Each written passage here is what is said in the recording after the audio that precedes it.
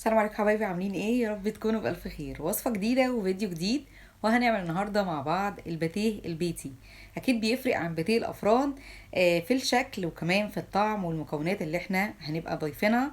واكيد داخلين كده على المدارس، فاضل لها حاجات بسيطة ونقدر نعمل حاجات كتير جدا، ومن ضمنهم الباتيه الحلو اللي انتوا شايفينه ده. كمان ازاي نطلع معانا العجينة تبقى هشة وقطنية وخفيفة وكمان ما بتلكمش. ده غير بقى ان الباتيه بتاعنا النهارده ما فيهوش اي توريق خالص، يعني بسيط وسهل كده، اي حد يقدر يعمله للمبتدئين حتى ولو اول مره تعملي معجنات. بجد الفيديو حلو جدا، ما تنسيش اللايك يلا بينا. عندي هنا نص كيلو من الدقيق، ضفت عليه نص معلقه صغيره من البيكنج باودر وربع معلقه صغيره من الملح، بقلبهم بشكل كويس جدا.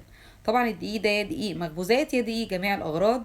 بالمناسبه لو عايزه تضاعفي الكميه هنضاعف كل المقادير اللي احنا طبعا هنقول عليها دلوقتي. في بوله عاديه او في عجانه على حسب ما هتشتغلي، بحط عندي كوبايه او 200 مللي من الميه دي بدرجه حراره المطبخ، وكمان عندي هنا 50 مللي او ربع كوبايه من اللبن الرايب. لو مش حابه اللبن الرايب تقدري تضيفي معلقتين كبار من الزبادي. نزلت كمان ببياض بيضه، وعندي كمان معلقه كبيره من الخميره، وهنا نزلت معلقتين من السكر ومعلقه كبيره من الخل، واخر حاجه عندي هنا ربع معلقه صغيره من الفانيليا. والفانيليا في المعجنات سواء ان كانت يعني حادقه او حلوه فبتدي ريحه حلوه قوي للعجين. بقلبهم بشكل كويس جدا، وبنزل عندي بكميه دي كلها مره واحده. وطبعا قبل ما اعمل الخطوات دي كلها بالنسبه للخميره، لو انا مش متاكده من جودتها اقدر اعمل تيست الاول قبل ما ابتدي احط كل المكونات ديت. بعد ما نزلت بقى عندي الدقيق ابتديت اشغل عندي العجان، او لو حتى هتشتغلي بايديكي يعني في بوله عاديه، وبتشوفي بعد كده اذا كنتي هتحتاجي تزودي ميه تاني او لا.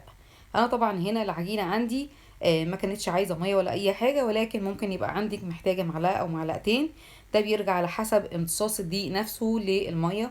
في دي بيحتاج ميه كتيره، وفي دي بيحتاج ميه اقل من اللي احنا كنا كمان محددين. هنا بقى بعد ما ابتدى يعدي 3 4 دقايق كده على مده العجن، بنزل معلقه كبيره من الزبده، يعني بطلعها من التلاجة كده بحوالي 10 دقايق على اساس ما تبقاش ماسكه قوي، وكمان تغلبني كده في انها تروح في العجينه بسرعه. هنا بقى ببتدي اكمل عجن حوالي 3 دقايق كمان. اثناء العجن هنا لو انا بشتغل على ايديا بعد ما نحط الزبده، هتبص تلاقي العجين شكله اختلف خالص، وابتدى ان هو يبقى القوام بتاعه كده يعني مش مظبوط. لكن مع العجن هتبتدي العجينه معاكي بصراحه تبقى حلوه جدا، وتاخدي منها كل اللي انت عايزاه. يعني تبقى عجينه معاكي قد ايه، تبقى مطاطيه كده ومريحه وطريه، وكمان ناعمه زي ما انت شايفه بالشكل ده.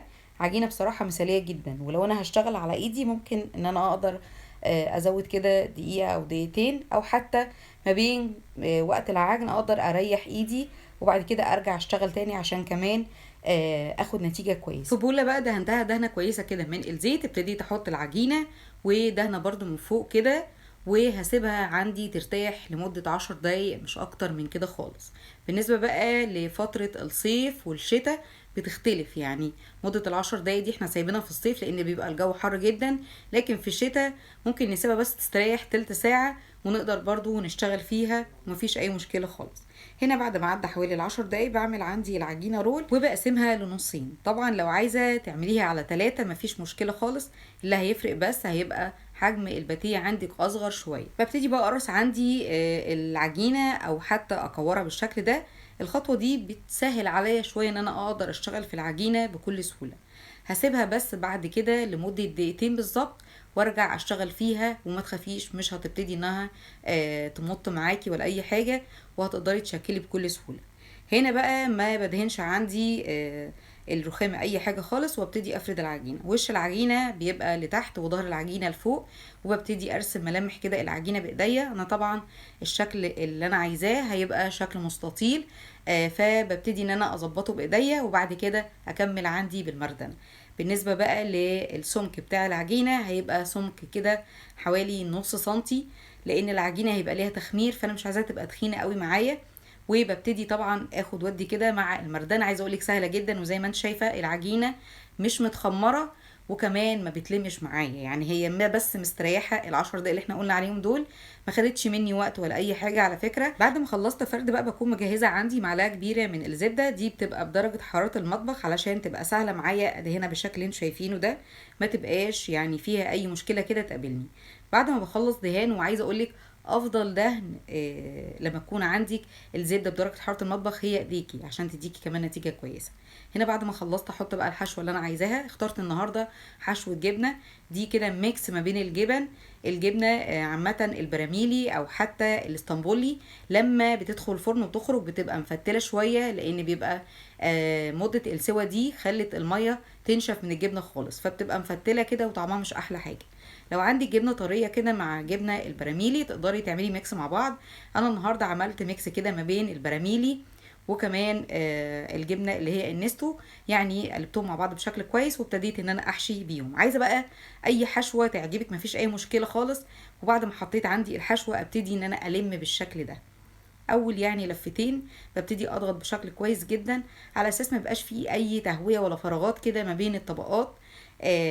ودي برضو هتبقى مش احلى حاجه. يعني لما نيجي نلف كده نلف بشكل كويس جدا، نلف ونضغط لحد ما بنخلص اخر حاجه بالشكل ده. ومهم جدا بعد ما نخلص لف كويس قوي ان احنا نقفل.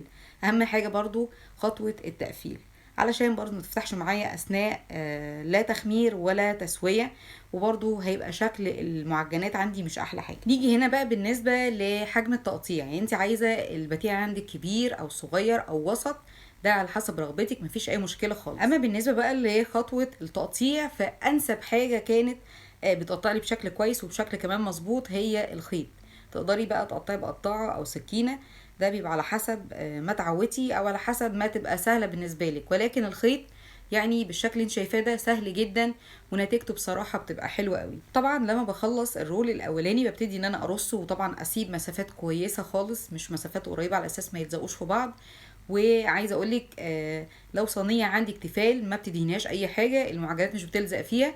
اما لو صينيه الومنيوم دهنه بسيطه خالص كده من الزيت وتبتدي ان انت تكملي رص. وده كده بقى الرول التاني معايا. اما بالنسبه لو عايزه تعملي الباتيه بتاعك مينيهات صغيره ويبقى عدده اكتر بكتير، يبقى هتلفي بس العجينه عندك لغايه نصها وتبتدي انك تقطعي، وبعد كده تعملي مينيهات صغيره كده بالخيط او حتى باي قطاعه، وتكملي النص التاني وهكذا لحد ما تخلصي، ودي تبقى المينيهات. لكن احنا النهارده بنشتغل في باتيه يعني حجمه كبير شويه. عايزه اقولك بالنسبه بقى للعجينه، عجينه كويسه جدا نقدر نشكل منها مش بس باتيهات، نعمل منها معجنات محشيه كتير قوي باي اشكال احنا عايزينها. المهم النتيجه اللي احنا خدناها. عايزه اقولك بقى خطوه التريح اللي احنا بنعملها للعجينه في الاول. ليه مش بنخمرها؟ مش بخمرها علشان العجين ما يخمرش معايا اثناء التشكيل، ودي برضو بتبقى نتيجة مش كويسة، مش بتبقى احلى حاجة. بتبصي تلاقي المعجنات معاكي حجم كبير وحجم صغير. لكن الاظبط او الاحسن ان احنا نريح العجينة بس وتختمر بعد التشكيل، ده بيبقى احسن حاجة ليها بصراحة.